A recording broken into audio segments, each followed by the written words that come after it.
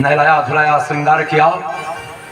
भगवान जब भी थोड़ा सा कोई कार्य करते थे, अगर करवट बदलते या उनका कोई, उनके जिस नक्षत्र में उनका जन्म होता था, जन्म हुआ था, जब वो नक्षत्र आता तो उस दिन कुछ न कुछ दान पुण्य करती मैया, कुछ न कुछ भगवान के लिए करती ही रहती थी। धर बच्चे के लिए कुछ न कुछ करती रहती थी कि मेरा लाला स्वस्थ रहे। माताएं अपने पुत्र के लिए क्या क्या नहीं करती, लेकिन बच्चे बड़े होकर माता पिता की बात नहीं मानते, तभी संतानें सुखी नहीं रहती, क्योंकि माता पिता की आहें तुम्हें कभी सुखी नहीं रख सकती। माता पिता के प्रति कोई अपराध मत करना। माता पिता ही हमारे सच्चे भगवान हैं, उसके बाद भगवान का नंबर है। माता पिता को कभी दुखी मत करना। ठीक है, उनका विचार व्यवहार ज्ञान दूषित हो सकता है, लेकिन तुम कभी उन्हें दुख मत देना कि तुम्हारे आचरण के कारण माता पिता की नेत्रों में आंसू आ जाए। तभी तुम पुत्र हो, नहीं तो तुम कुपुत्र हो, पापी हो, शत्रु हो।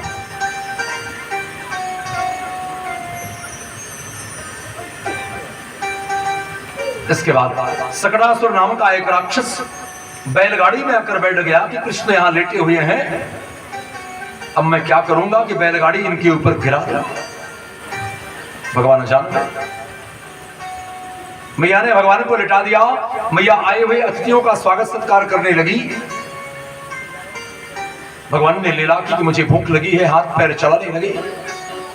सकटासुर भगवान को दबाना चाहता था, भगवान के पैर बैलगाड़ी में लगे, सकटासुर रूपी बैलगाड़ी में दबकर मर गया। भगवान कृष्ण भगवान की जय। सभी भयभीत हो गए, क्या हो गया? एक छोटे से बच्चे ने कहा, ओ मैया, ये किसी और का कार्य नहीं है, ये किसी और का कार्य नहीं है, ये तेरे कन्हैया के चरणों के स्पर्श से सकटासुर नष्ट हो गया। जय जय। सकटासुर नष्ट हो गया। परमानंद गंध सरकार की जय। इसके बाद गर्गाचार्य जी आए वासुदेव जी की प्रेरणा से। नंद बाबा ने कहा कि गुरुदेव भगवान, आप मेरी कुटिया में आ गए हैं तो मेरे बच्चे का नामकरण संस्कार कर दीजिए, नामकरण संस्कार कर दीजिए। गर्गाचार्य जी बहुत बड़े ज्योतिषी थे। उनकी ज्योतिष की परीक्षा करने के लिए जसोदा के गोद में रोहिणी का पुत्र बलराम रखा गया और रोहिणी की गोद में कृष्ण को रखा गया। गर्गाचार्य जी ने कहा कि जो जसोदा की गोद में है, यह हर युगों में जन्म लेता है, इसका नाम है बल, इसका एक नाम है शंकरषण, और इनका नाम, ये सबको जोड़ेंगे, सबको सुखी करेंगे, इनका नाम है बलराम। और जो रोहिणी की गोद में है, ये युगों युगों में जन्म लेता है जगत के कल्याण के लिए, इसका ध्यान रखो, इन दोनों बालकों का ध्यान रखो, इनका सुंदर से लालन पालन करो सुरक्षा के साथ। ये जगत को सुखी करने के लिए, सबको आनंदित करने के लिए जन्म लिए हैं, इनके द्वारा सभी का मंगल और कल्याण होगा। मानव के जीवन का मूल यह है कि मनुष्य के जीवन से सबको सुख मिले, तभी मानव जीवन सफलीभूत है। अगर इस शरीर से, इस जीवन से सबको कष्ट मिले तो मानव जीवन व्यर्थ हो जाएगा, मानव जीवन व्यर्थ हो जाएगा। नामकरण संस्कार हो गया। कहा जो रोहिणी की गोद में है, इसका नाम है कृष्ण, करसदी कृष्ण। एक बार जो देख लेगा, जो सबको अपनी तरफ आकर्षित करते हैं, स्तंभित करते हैं, जो एक बार भगवान को देखता है सो उन्हीं को देखता रहता है। भगवान का नामकरण हो गया। धीरे धीरे भगवान घुटनों के बल चलने लगे। गोपिकाएं रो जाती, ओ मैया कन्हैया किधर है? गोपिकाओं को भगवान का दर्शन कराती गोपिकाएं आनंदित हो जाती। गोपिकाओं का तो नियम था कि उठते बैठते सोते जागते बस कृष्ण का ध्यान करती, कृष्ण का स्मरण करती और भगवान कृष्ण का ही दर्शन के लिए लालायित रहती।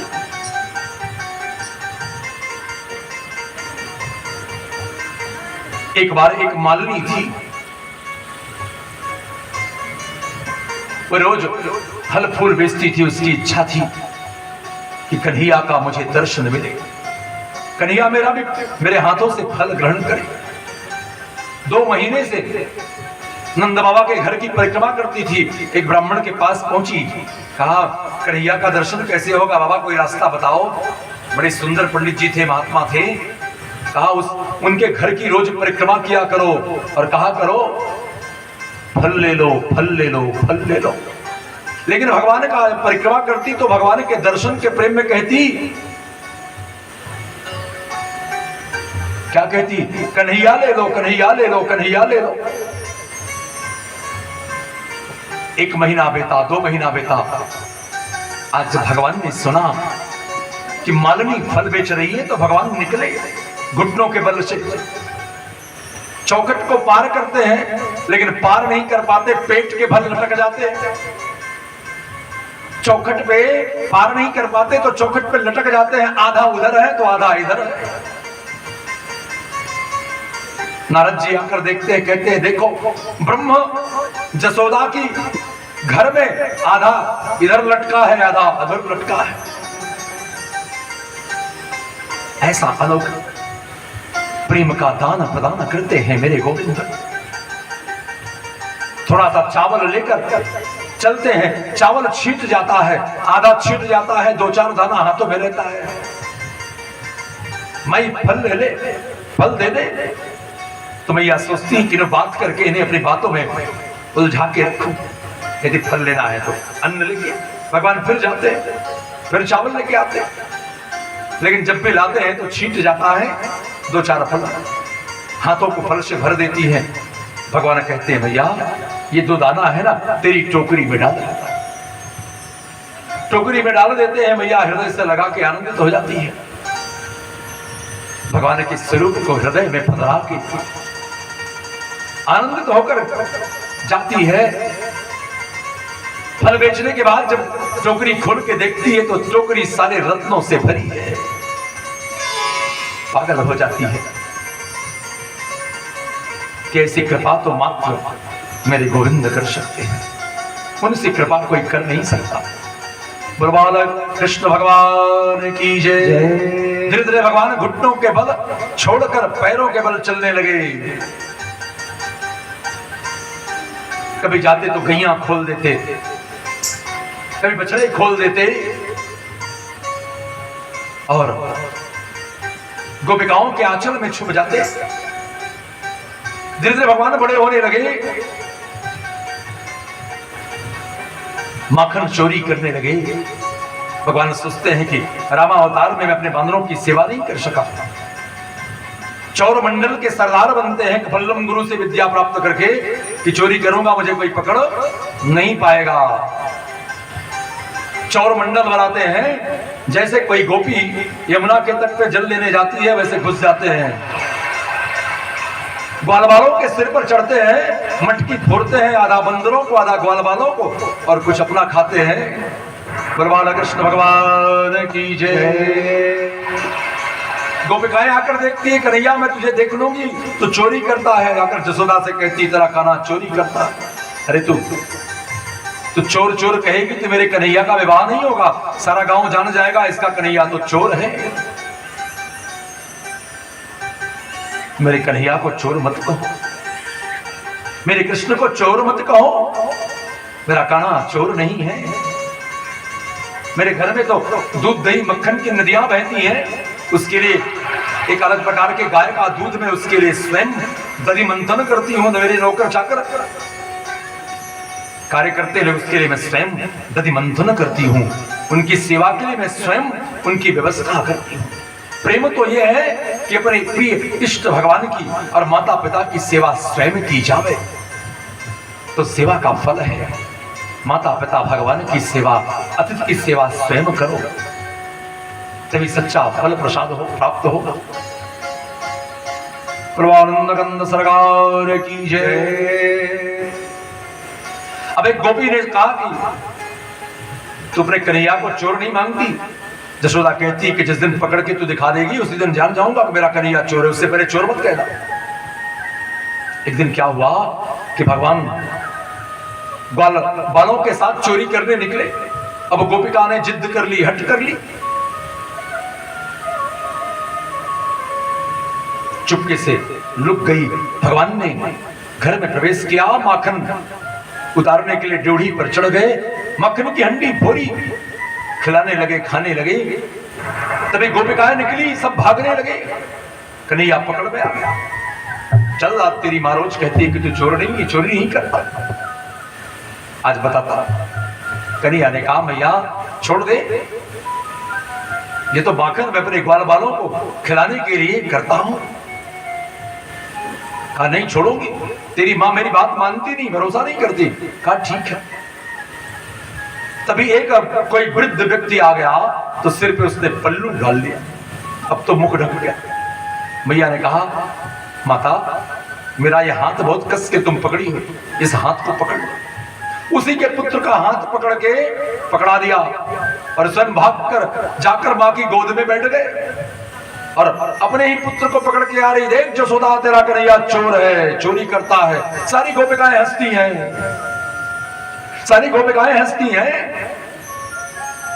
पल्लू डाली है, जान नहीं पा रही कि मैं किसको पकड़ी हूं। वे तो लीलाधर हैं, लीला पुरुषोत्तम है। राम जी तो मर्यादा पुरुषोत्तम है, लेकिन हमारे कृष्ण तो लीला पुरुषोत्तम है। राम जी के मार्ग पर आप चल सकते हो, जीवन कैसा हो राम जी की तरह और प्रेम कैसा हो कृष्ण की तरह, प्रीत कैसी हो गोपिकाओं की तरह, कृष्ण की तरह। भगवान अपने भक्तों को खूब प्रेम देते हैं, ऐसी लीला करते हैं जो सामान्य पुरुष के अधीन नहीं है। सामान्य पुरुष उसे कर नहीं सकता, उसके बस में नहीं है, अधीन नहीं है। भैया आनंदित तो होती है सभी गोपिकाएं। कभी भगवान का कान पकड़ती हैं, कभी जसोदा कान पकड़ती हैं, तो बदमाशी मत करना, भगवान ने मिट्टी खाई। ग्वाल बालों ने कहा तेरा लाला मिट्टी खाया, मिट्टी खाएगा तो पेट में कीड़े पड़े। कहा भैया मैंने मिट्टी नहीं खाई। कहा मुंह खोल, मुंह खोला तो सारा ब्रह्मांड सारी सृष्टि दिखाई। मां घबरा गई। कहा तू अपना मुंह मत दिखा, तू अपना चेहरा ही दिखा तो ठीक है। मैया परेशान हो गई। भगवान निकाले की लीलाएं करते हैं। प्रभाल कृष्ण भगवान की जय। चलिए कीर्तन करते हैं, फिर आगे बढ़ते हैं, आगे के प्रसंग में प्रवेश करते हैं।